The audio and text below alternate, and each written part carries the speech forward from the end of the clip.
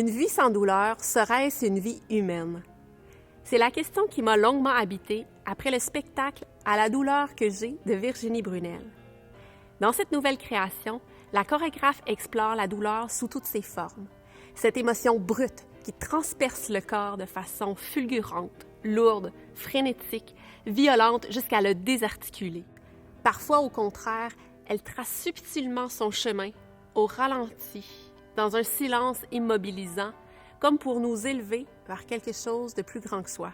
Cette douleur est le leitmotiv du nouvel opus de la prodigieuse Virginie Brunel. Douleur qu'elle magnifie en lui rendant hommage, en lui levant son verre pour la remercier de l'avoir souvent et si bien inspirée. La douleur est sublimement mise en mouvement dans le corps des danseurs pour en révéler sa splendeur poétique.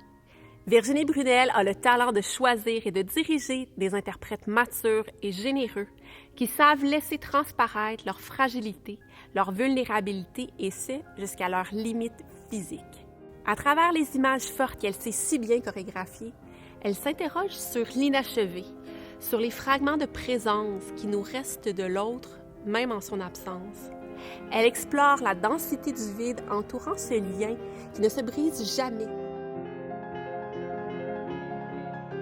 Composée d'une suite de tableaux, la chorégraphie intègre des mouvements d'influence classique à l'approche contemporaine dans une gestuelle extrêmement physique qui oscille entre brutalité et délicatesse.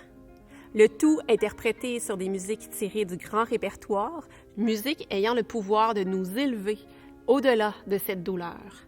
Assister à un spectacle de Virginie Brunel, c'est se laisser profondément bercer par une multitude d'images et d'impressions personnelles qui surgissent de notre propre vécu. Mission accomplie pour la chorégraphe qui prouve que la douleur peut aussi être un pont émotionnel, une source de rencontre avec soi, avec l'autre, et dans ce cas, une rencontre entre 6 interprètes et nous.